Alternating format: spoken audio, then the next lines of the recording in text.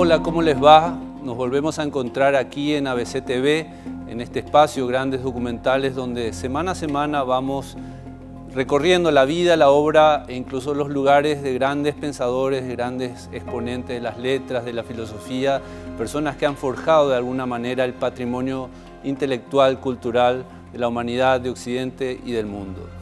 Hemos estado mucho con la literatura últimamente, incluso en nuestro último programa con alguien que no tiene que ver ni con la literatura ni con la filosofía, quizás todo lo contrario, con Joseph Stalin, en coincidencia con los 100 años de la Revolución Rusa. Hoy queremos volver a la filosofía con dos personas, dos grandes exponentes del siglo XVII, Baruch Spinoza y Gottfried Leibniz, que ambos fueron contemporáneos en esa época y ambos han hecho enormes aportes al pensamiento humano. Empezamos con Baruch Spinoza, de la mano de don Fernando Savater. Baruch Spinoza era de origen español, pero nacido en Holanda, era judío, venían huyendo de aquellas persecuciones de la época, la Inquisición, etc. Y bueno, él se desarrolló en Holanda, que en esa época era una sociedad muy libre, mucho más libre que su entorno. Entonces él también desarrolló una filosofía muy libre, hizo una interpretación de la religión de Dios que fue absolutamente original. Y hay que admirar a estas personas porque no solamente fueron precursores en su momento, fueron originales en su momento, sino que sus ideas en gran medida siguen estando vigentes hoy día. Así que de la mano, como les digo, de don Fernando Savater, enterémonos en esta primera parte del programa algo más de la vida y de la obra de Baruch Spinoza. Baruch Spinoza nació en Ámsterdam en 1632 en el seno de una familia judía. Entendió a Dios como sustancia infinita y lo identificó con la naturaleza. Su filosofía, a primera vista, parece priorizar el aspecto lógico, formal o arquitectónico del sistema, su orden geométrico.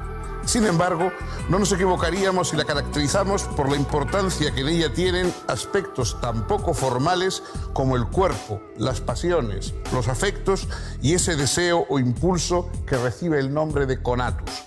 Para él, cada hombre completa a los otros y es completado por ellos.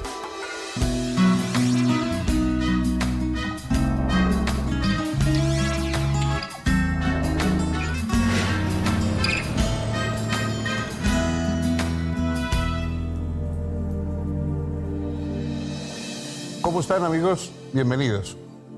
Hoy vamos a hablar de un filósofo que a la vez fue hombre de espíritu. Preciso esta acotación. Fue un hombre de razón, como todos los filósofos, un indagador, alguien que alzó una teoría dando una explicación del mundo y de nuestra conducta, pero tiene también un toque especial de persona espiritual. Es decir, algo que le da una intensidad a su pensamiento que quizá no tienen otros filósofos. No tiene nada que ver con un profesor, no tiene nada que ver con un científico en el sentido helado del término, sino que es un espíritu racional pero ardiente. Baruch Spinoza es un judío de origen español, después portugués, porque su familia sufrió los dos exilios, primero el exilio de España, luego el exilio de Portugal, y vivió en Ámsterdam, en La Haya, en la Holanda liberal, abierta, que en el siglo XVII era un refugio de todos los que querían escapar de inquisiciones, de persecuciones, etc. Se había formado en aquel momento en Ámsterdam, concretamente, un grupo extraordinario de médicos, de pensadores, de herejes. Spinoza fue un espíritu enormemente dulce, sereno y, sin embargo, uno de los hombres más perseguidos y más odiados que hay en la historia de la filosofía, por una de esas paradojas tan comunes. Fue expulsado de la sinagoga con una orden de excomunión, digamos, no es el término porque se trata de judíos, es decir, una expulsión de la sinagoga verdaderamente extraordinaria, con todo tipo de maldiciones, impresiona a uno hoy leerla. Intentaron apuñalar por la calle en Ámsterdam y guardó toda su vida el manto rasgado por un cuchillo del que intentó matarle. En su tumba se escribieron cosas terroríficas por parte de los que le odiaban y, sin embargo, toda su filosofía es una filosofía de la luz, de la armonía, de la alegría, de la amistad. ¿Cómo puede ser que un pensador que parece que es algo de lo más estimulante y positivo que ha dado el mundo, fuera también a la vez uno de los más odiados y perseguidos? Eso es lo que vamos a presentarles a ustedes en los siguientes minutos.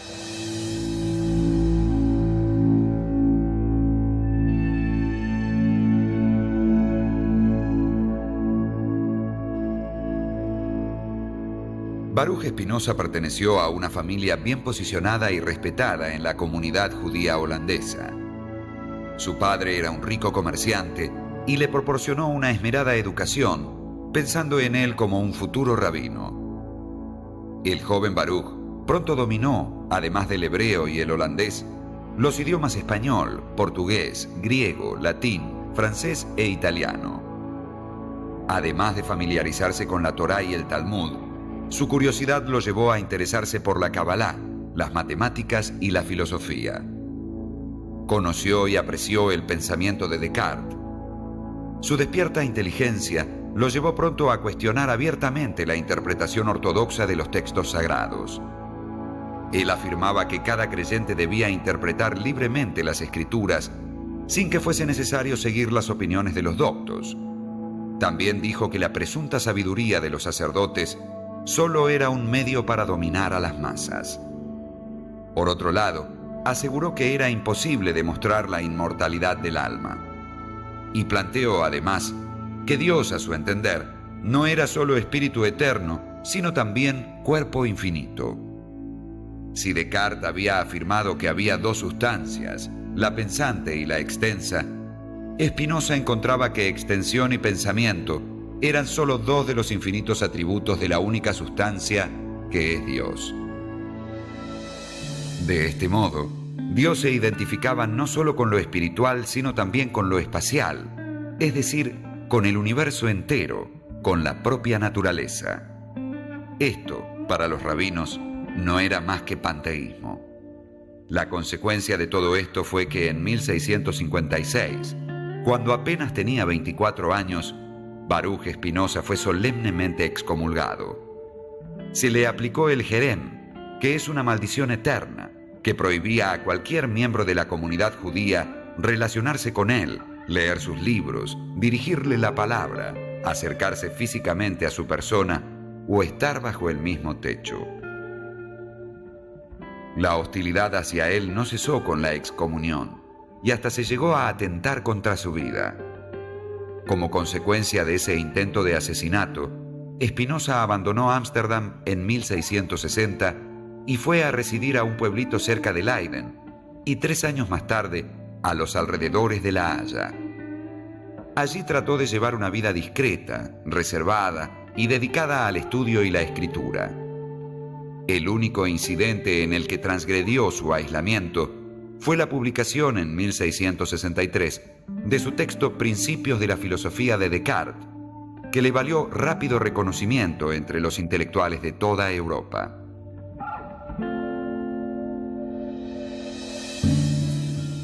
Spinoza fue un discípulo de Descartes, no un seguidor ciego, sino alguien que se inspiró en las teorías cartesianas y las reacomodó de una manera muy propia y probablemente, yo creo, filosóficamente más sólida. Su obra principal se llama Ética more geométrico demonstrata, es decir, una ética demostrada de manera geométrica.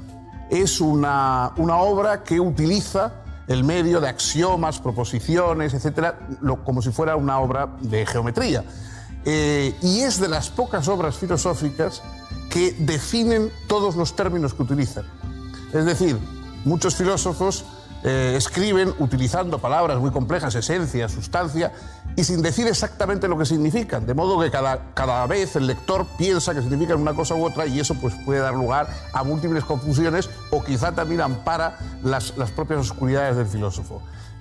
Spinoza, al comienzo de cada uno de los capítulos de su obra, define uno por uno todos los términos, Dios, naturaleza, modo, sustancia, todos los términos que va a utilizar los define precisamente de tal modo que el lector puede en cada momento sustituir la palabra por la definición que se le ha dado y entender, o por lo menos el filósofo juega absolutamente limpio, digamos, con el lector.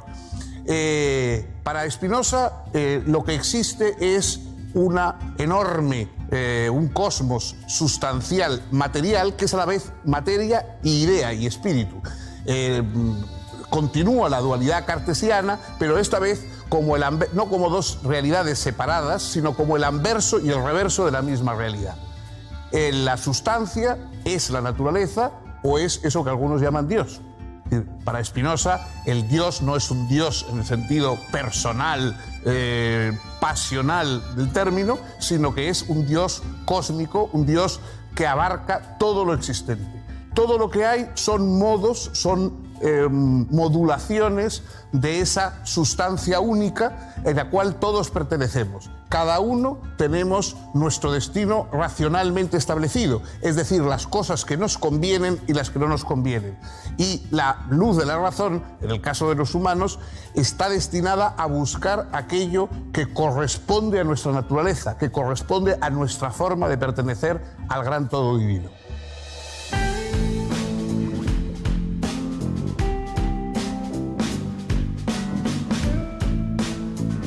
Hay, para Spinoza, una única sustancia que en sí comprende la totalidad de lo real y que puede llamarse indistintamente Dios o naturaleza. Toda cosa finita es una manifestación de tal sustancia infinita.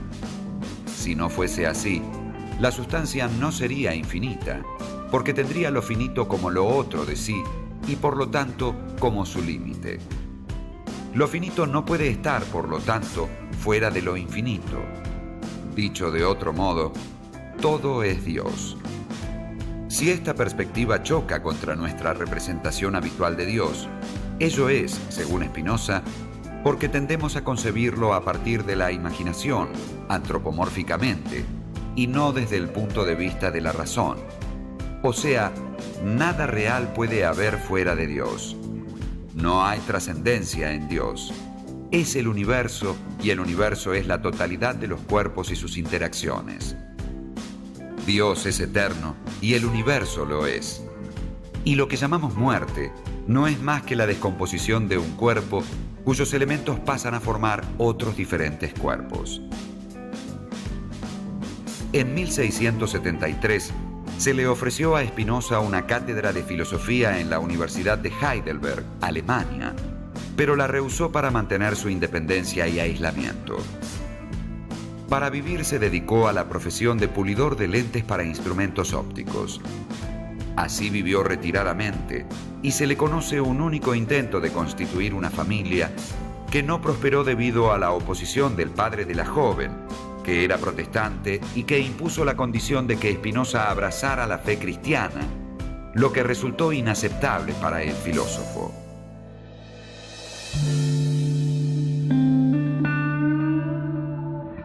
Solo 2 obras fueron publicadas durante su vida: Los principios de la filosofía de Descartes, aparecido en 1663, y el Tratado Teológico Político, aparecido anónimamente en 1670. Poco después de su muerte, irían apareciendo, por acción de algunos discípulos y simpatizantes, sus otros escritos: el Tratado sobre la corrección del entendimiento, el Tratado Político, el breve Tratado sobre Dios, el hombre y su felicidad, y su obra más importante, la ética demostrada según el orden geométrico. Spinoza escribió la ética siguiendo el método del sabio matemático Euclides, que parte de ciertos axiomas y de ciertas definiciones, y a partir de ellos va deduciendo o derivando lógicamente una serie de proposiciones. De tal manera, Spinoza pretende fundar una ética racionalista y objetiva, es decir, una ética que es deducida justamente, como se deducen las propiedades de un triángulo. La perspectiva de Spinoza apunta a alcanzar la forma de conocimiento más perfecta, por la cual toda la realidad y cada cosa singular pueden verse como un modo finito de la sustancia infinita. En tal perspectiva, todas las cosas aparecen relacionadas entre sí, surgiendo del ser divino, necesariamente, constantemente. Así, yo mismo me comprendo como una manifestación de esa causa inmanente que es Dios.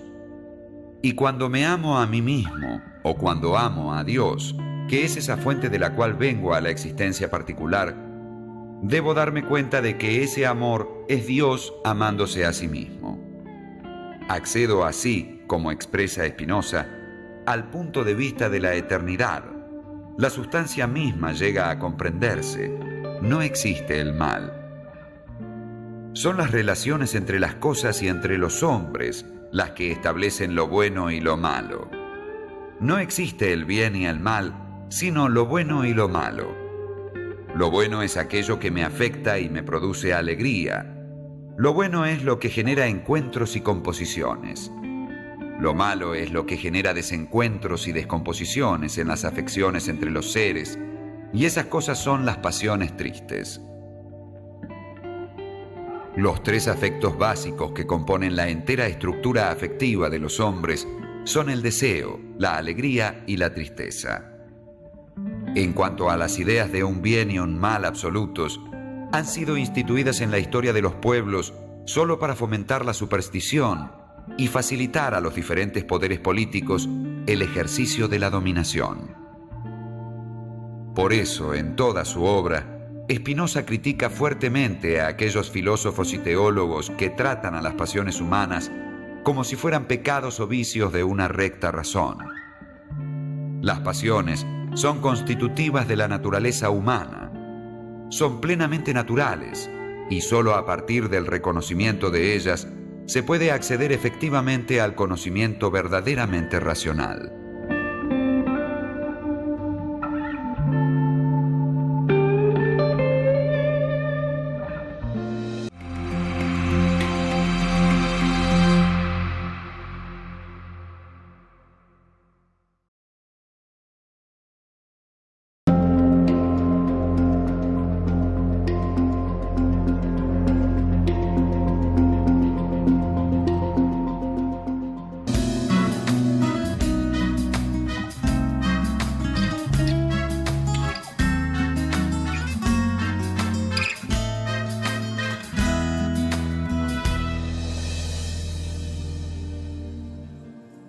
En la ética de Spinoza no existe el mal y el bien como absolutos. Existe lo malo y lo bueno para cada uno de los seres que viven en el universo. En el caso de los humanos, lo que para nosotros es lo bueno es la alegría y lo que es lo malo es la tristeza. Lo bueno es el amor y lo malo el odio. Es decir, lo bueno es aquello que aumenta nuestra potencia, porque Spinoza piensa que los seres humanos estamos en el mundo para actuar de acuerdo con nuestra naturaleza, y la alegría es sentir que podemos actuar mejor, y el amor es aquello que nos da ganas de actuar unido a algún objeto exterior, y en cambio la tristeza es lo que nos resta capacidad de acción, y el odio es lo que nos mutila en nuestra posibilidad de actuar respecto a los otros. Para él, nada hay más útil para un ser humano que otro ser humano. Estamos destinados a los demás por naturaleza y por lo tanto buscar la coherencia, la armonía con los otros es la primera tarea de un ser racional. Por supuesto, la virtud es el desarrollo de ideas adecuadas sobre las cosas del mundo. Spinoza piensa que quienes son malos, viciosos, brutales, lo son porque no entienden el mundo en que viven, porque se dejan arrastrar por ideas erróneas, por alucinaciones. Quien tiene una mente apropiada, una mente clara, que responda a esas exigencias de Descartes, de las ideas claras, etc., quien tiene una mente clara de lo que le corresponde y de lo que necesita para vivir mejor, será amistoso, vivirá alegre, buscará la coherencia con todos los demás. Para él no hay nada que pensar en el sentido lúgubre o siniestro del término. En un momento famoso de la ética, al final, dice: el hombre libre en nada piensa menos que en la muerte, y toda su sabiduría es sabiduría de la vida. Es decir, la muerte para el ser humano no es nada, es un mal encuentro. Nosotros estamos constantemente haciendo encuentros, tropezando, digamos, con cosas, con microbios, con comidas, con personas, con montañas, con lo que sea. Unas nos vienen bien, nos refuerzan, nos dan más salud, digamos, en todos los sentidos, y otras pues nos son negativas y antes o después haremos un mal encuentro del cual no podremos recuperarnos. Pero en eso no hay nada que pensar. Nuestro pensamiento tiene que ser el pensamiento de la vida, de lo que queremos hacer, de cómo conseguir y conservar la alegría. Y en último término está lo que él llama el amor intelectual de Dios, es decir, la aceptación de la naturaleza tal como es en el cosmos y en nosotros. Es un amor, por supuesto, a Dios que no espera ni premios ni correspondencias.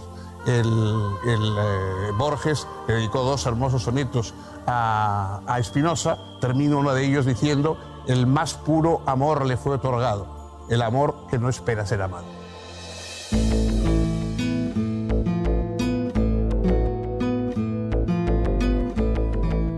Todos los cuerpos se encuentran interconectados, pero a la vez son relativamente autónomos, porque cada uno está animado por un conato propio o intenciones, que es su tendencia a mantenerse en la existencia, porque toda cosa particular quiere perseverar en su ser. Cada uno de nosotros es esencialmente conato, o, lo que es lo mismo, es apetito o deseo. Somos básicamente deseo. Y esto hace que la ética espinosista no sea una ética de la prudencia o del deber, sino precisamente una ética del deseo. Esta noción del deseo va a influir enormemente, siglos más tarde, en la teoría psicoanalítica, donde va a aparecer como eros, instinto de vida o libido. Pero Spinoza va más allá. El conato no solo está en los hombres, sino también en todas las cosas. Estos conatos de los diferentes cuerpos pueden unirse entre sí para constituir nuevas relaciones y nuevos organismos. En el ámbito de lo humano, lo social debe pensarse, entonces, como un encuentro que potencia el conato de los individuos. En vez de sostener, como el filósofo inglés Thomas Hobbes, que el hombre es el lobo del hombre, Spinoza entiende que cada hombre completa a los otros y es completado por ellos. Una comunidad es, así, un individuo colectivo que potencia las posibilidades y los derechos de sus miembros. Lo político no es más que una forma de descomponer ese individuo colectivo. Spinoza no acepta ningún contractualismo, porque no admite que haya o deba haber cesión o disminución del derecho natural de los individuos. Para él, en el estado de naturaleza, el conato de los hombres está disminuido a causa de su enfrentamiento con sus semejantes, y al constituir un cuerpo político, la multitud de conatos individuales configura un conato colectivo. Así, al adquirir el derecho civil, el derecho natural puede potenciarse enormemente, lo cual es posible solo a partir del reconocimiento de que lo más útil para un hombre es otro hombre. Así aumentamos nuestras posibilidades de cumplir nuestro deseo de existir, de pensar, de actuar. Cada hombre es un cuerpo, pero se une con otros para configurar un cuerpo mayor, un cuerpo social. Por otro lado, todos los cuerpos, no solo los humanos, interactúan y se unen entre sí, hasta alcanzar un cuerpo que es la totalidad de los cuerpos y al que denominamos el universo, y que ciertamente no es otra cosa que Dios.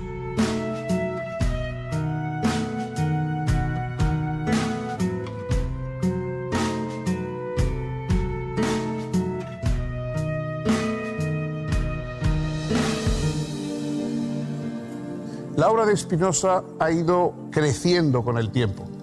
En su momento, como digo, fue extraordinariamente perseguida, prohibida. De hecho, no se editó nunca en su vida el libro de la Ética, se editó póstumamente. ¿Por qué? Pues porque en el fondo la Ética de Spinoza es una obra profundamente materialista. Es decir, es una descripción del mundo, es una descripción de la relación de la idea tenemos los humanos y de la naturaleza, profundamente surgida de una falta de trascendencia. Él no tiene ninguna concesión a lo sobrenatural, sino que al contrario es completamente comprensible y racional todo lo que plantea desde el mundo de la experiencia humana. Pero por otra parte está llena de un fervor espiritual especial. Es decir, no es un materialismo que en modo alguno degrade o nos convierta en juguetes de fuerzas extrañas, sino que es una revigorización del espíritu humano lo que se encuentra en esa obra tan paradójica y que por lo tanto fue en un comienzo tan mal recibida. Con el tiempo, Spinoza ha ido aumentando en su influencia.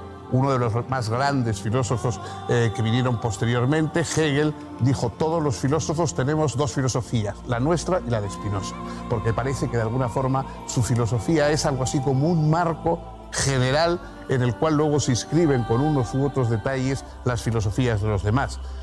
Por supuesto, en nuestro tiempo, Spinoza ha vuelto a tener muchas relecturas, algunas pues polémicas desde un sesgo político, como la de Toni Negri. Deleuze le dedicó también mucho estudio. En general, es uno de esos filósofos que hoy está probablemente más presente de lo que lo estuvo en el siglo XIX y en su propia época. Es uno de esos filósofos que hoy se considera ya obligado, que tiene una extraña modernidad, que habla de cosas que nos preocupan, como por ejemplo la corporalidad, la relación entre el cuerpo y nuestro habitar el mundo. Nadie sabe lo que puede un cuerpo, dice en un momento Spinoza, y de alguna forma esa metafísica de la alegría, esa metafísica de la necesidad, pero de la necesidad del amor, se convierte hoy en uno de los pensamientos que siguen siendo más influyentes y más necesarios en nuestra época. Y bien, hasta aquí hemos llegado hoy con este filósofo singular. El próximo día, si ustedes tienen la gentileza de acompañarnos, vamos a revisar otro pensador y vamos a ver otra perspectiva del orbe filosófico.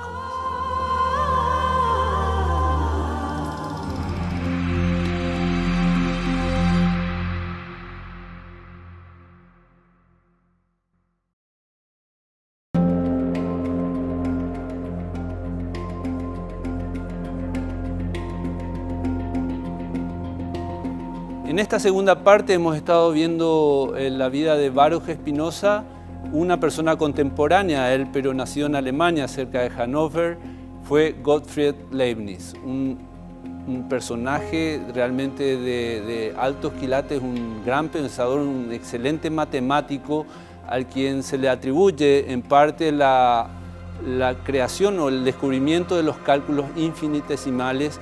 Digo en parte porque hubo una gran polémica en su momento, muchos lo consideran a Newton, el creador de los cálculos infinitesimales, y se lo llegó incluso a acusar de plagio a Leibniz, pero luego las investigaciones modernas hoy se cree que realmente los dos llegaron a las mismas conclusiones, los dos obviamente eran grandes estudiosos. Y bueno, Leibniz además era un hombre universal, como eran los grandes sabios de la época. Era un hombre que era ingeniero, era arquitecto, era científico. Y de la mano de don Fernando Savater vamos a ver más de la vida y la obra de este alemán universal. Gottfried Wilhelm Leibniz nació en Leipzig en 1646. Fue hombre de leyes, matemático, alquimista, historiador y filósofo. Descubrió el cálculo infinitesimal y planteó que el mundo es racional, continuo, ordenado e infinitamente múltiple. Todo está relacionado, desde lo infinitamente pequeño a lo infinitamente grande. Afirmó también que el mal es real, pero que el mundo existente es el mejor de los posibles.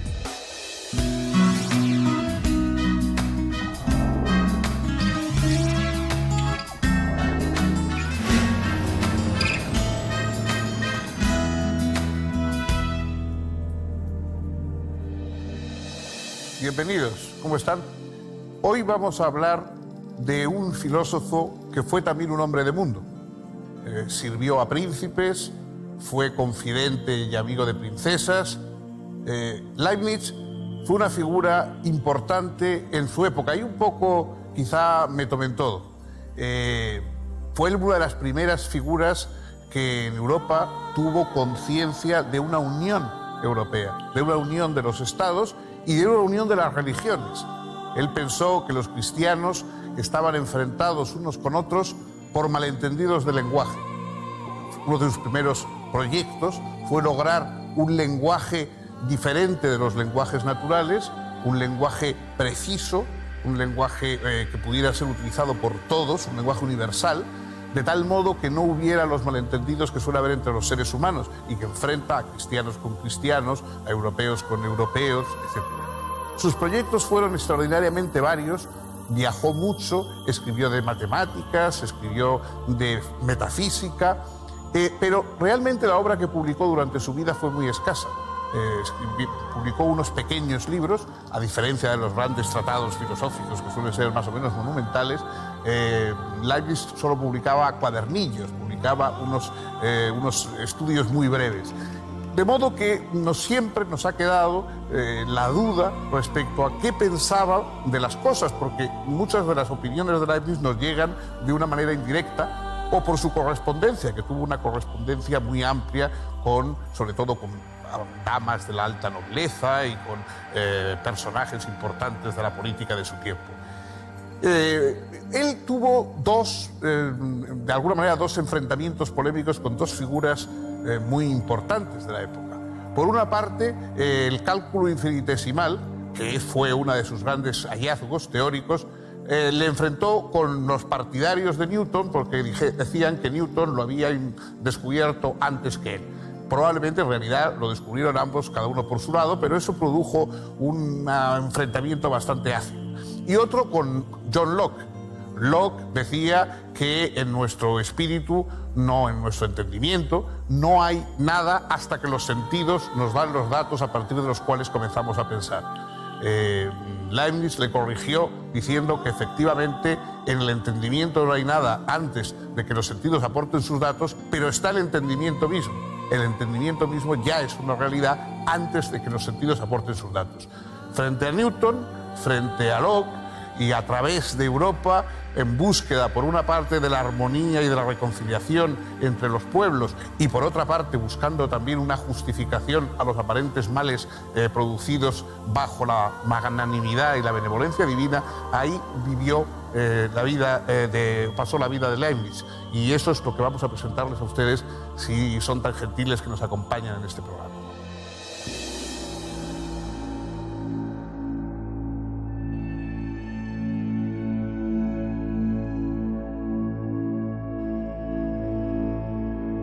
Gottfried Wilhelm Leibniz nació en Leipzig, Alemania, en 1646, cuando estaba concluyendo la Guerra de los 30 años.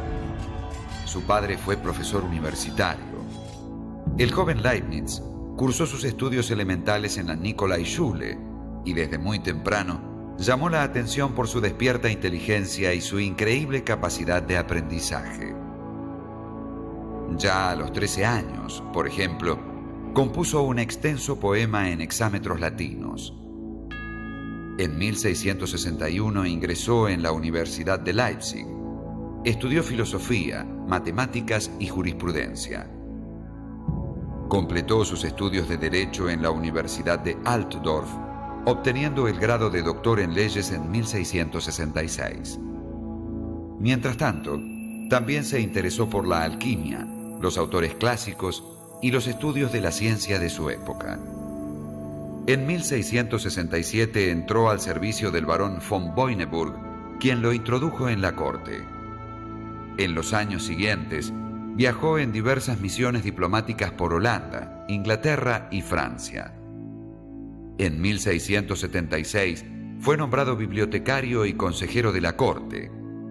Para entonces, tenía ya un gran prestigio intelectual, pues había escrito con innegable competencia varios textos sobre temáticas muy diversas: derecho, pedagogía, teología, física, aritmética, filosofía y política.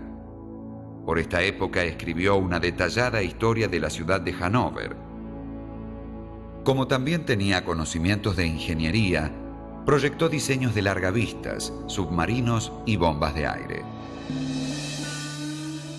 Desarrolló, por otra parte, los principios de un arte combinatoria, a partir de la cual inventó la primera máquina de calcular de la historia.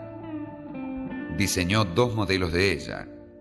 La primera era una máquina aritmética capaz de resolver cálculos y problemas geométricos. La segunda, una máquina algebraica para resolver ecuaciones. Por otra parte, aplicó las matemáticas a los problemas de movimiento, sentando así las bases de la dinámica moderna. Pero el aporte fundamental de Leibniz a las ciencias exactas fue su descubrimiento del cálculo infinitesimal. Curiosamente, este despliegue del pensamiento físico y matemático se basaba en uno de los principios básicos de la filosofía leibniziana, la noción de la continuidad de la naturaleza. No hay discontinuidad en la naturaleza.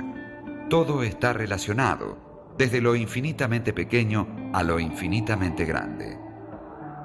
El cálculo infinitesimal no es más que la expresión matemática de esa continuidad. Y porque todo está relacionado, nada es sin por qué. Todo lo que es tiene su razón de ser. Esto es lo que expresa el segundo principio fundamental del pensamiento de Leibniz, el de razón suficiente. Es decir, que todo tiene alguna razón, todo tiene algún sentido. Todos estos desarrollos enormemente importantes giraban alrededor de su idea de la unidad del saber humano. Si el universo es un sistema armonioso, el saber debe ser uno solo, capaz de aprender las conexiones esenciales entre todos los seres. Leibniz aspiraba, en ese sentido, a una ciencia universal que pudiese articular y deducir todos los conocimientos que no son asequibles.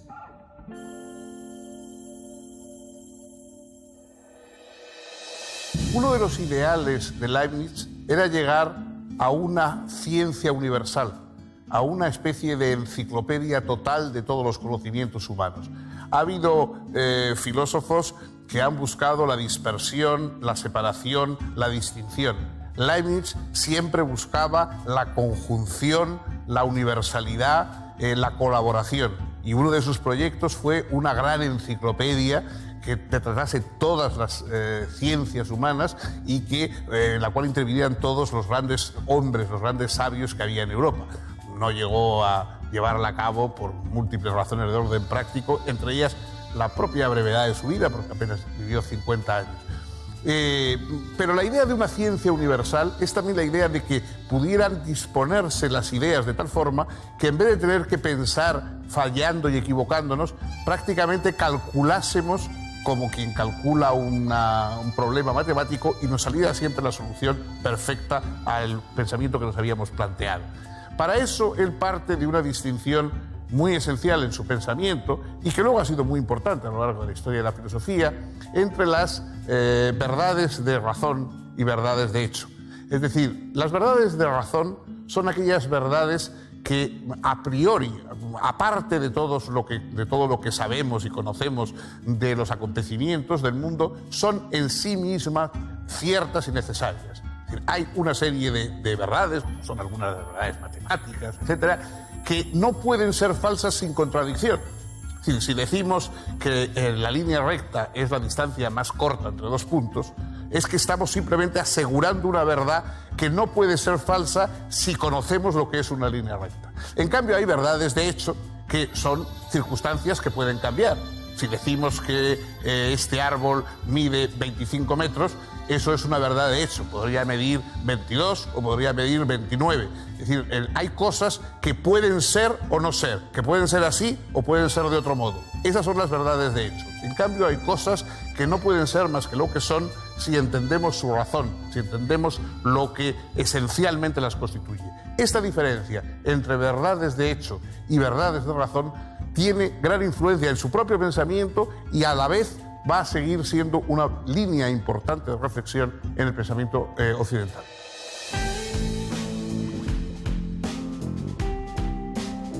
De 1676 en adelante, la actividad de Leibniz fue asombrosa. Cumplió tareas de juez en la corte, realizó experimentos físicos. Durante 5 años dirigió y organizó la explotación de las minas de sal de Harz en la cordillera alemana. Fundó y dirigió un periódico filosófico y científico.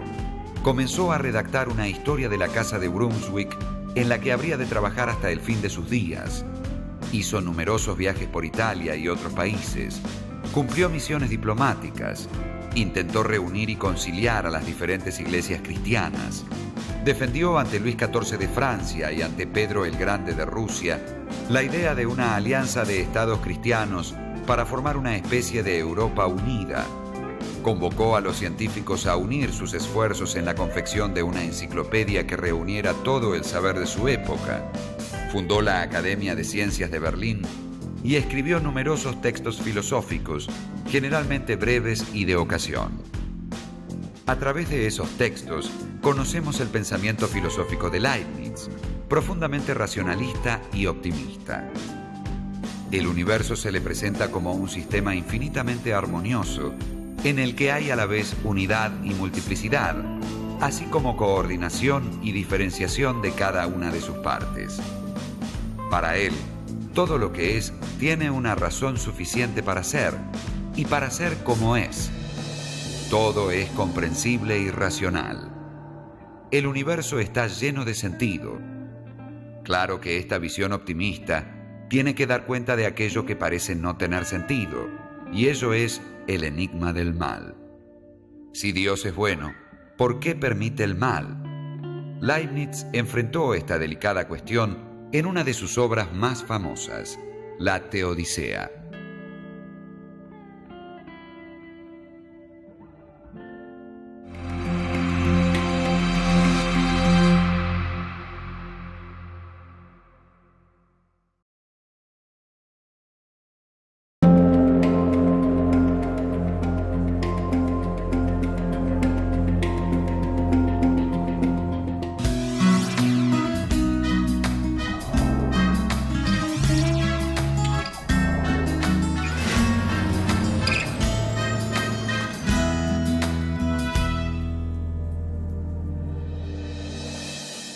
El pensamiento de Leibniz es fundamentalmente antitrágico. Precisamente lo que él quería era borrar esa especie de patetismo y de perpetuo lamento que acompaña la historia de los seres humanos.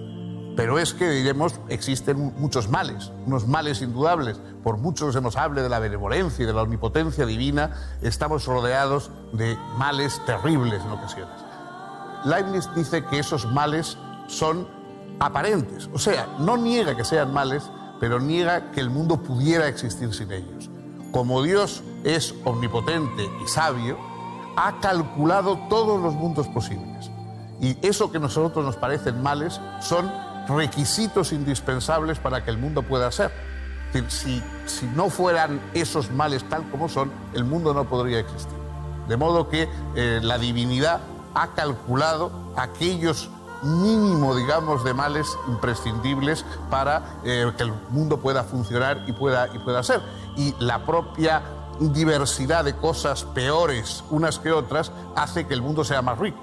Pensemos, por ejemplo, en una biblioteca y pensemos una obra extraordinaria, digamos, la Ilíada. Bueno, una biblioteca que tiene la Ilíada es una biblioteca enriquecida, naturalmente, por una obra importante. Pero pensemos una biblioteca de 10.000 volúmenes y los 10.000 volúmenes fueran la Ilíada. Sería una biblioteca inferior a otra que tuviera la Ilíada y otros 9.999 volúmenes que fueran de obras inferiores a la Ilíada, pero distintas. Es decir, lo que nos parece una deficiencia, no todas las obras son tan buenas como la Ilíada, en realidad es un enriquecimiento, porque así hay una diversidad que de otro modo no existiría. Bueno, este tipo de justificaciones, este tipo de explicaciones es el que da Leibniz para justificar su defensa, su apología de Dios. Es decir, Dios, y hay una palabra específica, la teodicea, es la justificación, la defensa de la obra divina como preferible a que hubieran desaparecido lo que nosotros consideramos males. A eso se le llama un optimismo metafísico cosmológico. Claro, algún irónico puede decir que no solamente Leibniz no es optimista, sino que es el más pesimista de todos, porque francamente decir que este es el mejor de los mundos posibles.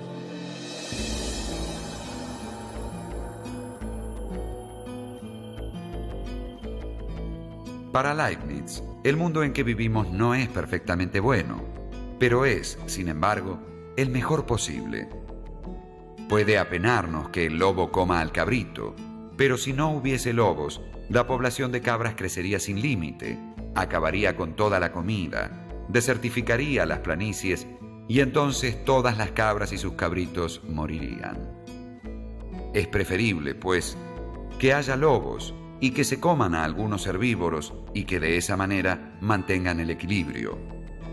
Ningún argumento podría convencer a Leibniz, de este modo, de que el mundo no fuese racional, continuo y bien ordenado. Pero, por otra parte, Leibniz afirmaba que el mundo no puede reducirse a una sustancia única, tal como entendía Spinoza. No hay una realidad única, un solo todo, omniabarcante y omnipresente, del que todo ser particular sea mera expresión. Por el contrario, para Leibniz el mundo real, en tanto que ha de ser pensado como la óptima combinación de posibilidades, es el que ha de admitir la máxima complejidad y diversidad. Leibniz desplegó este extremo pluralismo ontológico en su doctrina de las mónadas. El texto donde expuso estas opiniones se llamó, precisamente, Monadología. Las mónadas son las manifestaciones de todo cuanto existe en forma de unidades, en ese continuo que es la naturaleza y que está constituido por infinita cantidad de mónadas. Nosotros somos mónadas. Nuestro espíritu es una mónada, pero a su vez nosotros estamos constituidos por distintos tipos de mónadas. Entonces, una mónada es algo así como el principio indiscernible, básico, que constituye todo cuanto existe. Estas unidades son fundamentalmente dinámicas, de modo que el fondo de la materia sería actividad que se va desplegando en el tiempo. La sincronización del movimiento inmanente de todas las mónadas es lo que forma la armonía del mundo. Cada mónada es viviente espejo del universo desde una perspectiva determinada, de modo que aunque el universo sea el mismo, cada mónada lo refleja desde su particular punto de vista, o sea, desde el núcleo de las percepciones y apetitos que constituye en cada caso la individualidad. Y para Leibniz, cada individualidad vale un mundo, o al menos una perspectiva única e intransferible del universo creado por Dios. En tanto individuos, los hombres son espontáneos, contingentes y racionales. Al igual que todas las criaturas, tendemos hacia Dios, que es la mónada suprema, pero a diferencia de las demás criaturas, somos capaces de amarlo conscientemente en la libre observancia de su ley. En ese amor, los otros hombres, justamente gracias a sus diferencias, han de complementarnos, de modo de integrarnos recíprocamente como coronamiento de la obra creadora de Dios. Estaríamos, pues, unidos en ese común amor universal que nos constituye. El prestigio de Leibniz se extinguió a principios del siglo XVIII y sus últimos años fueron duros. Al morir la reina Sofía Carlota, a quien lo unía una cálida amistad, en 1705, el filósofo cayó en desgracia en la corte prusiana. Poco después, se vio envuelto en una molesta discusión con los físicos ingleses que reclamaban para Newton la prioridad del descubrimiento del cálculo infinitesimal y que arrojaron sobre él la sospecha del plagio. A consecuencia de esta situación, en 1710 sus colegas lo reemplazaron en la presidencia de la Academia de Ciencias de Berlín. En 1714 también se vio envuelto en algunas situaciones incómodas con los jesuitas y las autoridades protestantes que recelaban de su fidelidad. Todo esto lo fue aislando cada vez más. Murió a los 70 años, en 1716, la noche del 14 de noviembre, mientras conversaba con su médico sobre temas de alquimia.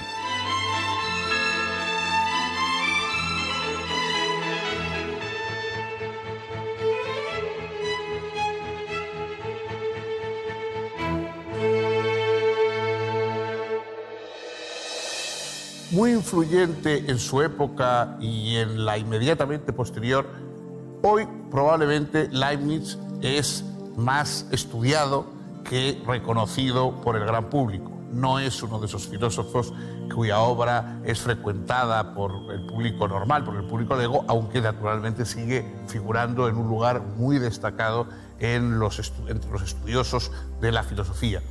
El proyecto de Leibniz tiene algunos aspectos que han continuado y que continúan extraordinariamente vigentes. Pensemos en el cálculo infinitesimal. También su teodicea, su intento de salvar al mundo de esta apariencia de mal y de desastre y justificarlo en aras de una necesidad cosmológica, ha tenido una proyección importante y repetida. Otras de sus ideas metafísicas, la monadología, por ejemplo, es muy ingeniosa, pero realmente no creo que hoy tenga ningún tipo de permanencia en la filosofía ni en el pensamiento actual. Aunque sí es verdad que esa idea de decir que cada una de las cosas están compuestas de otra especie de pequeños mundos, digamos, nuestro mundo está compuesto de otros pequeños mundos y que uno puede ir descendiendo cada vez más buscando otros mundos dentro, como cajas chinas, unos dentro de otros, y probablemente ascendiendo también hacia otros mundos más extensos, más comprensivos que el nuestro. Esa idea sí que tiene una cierta vigencia cosmológica y probablemente astrónomos o estudiosos del átomo la comparten. En cualquier caso, fue un hombre extraordinariamente inventivo, extraordinariamente ingenioso, extraordinariamente polifacético, que más que haber dejado un legado cerrado al que hoy acudamos, lo que hizo fue dar un impulso, un estímulo a muchos campos. Bueno, la próxima vez continuaremos con esta aventura de la filosofía a lo largo de los tiempos hasta llegar a nosotros.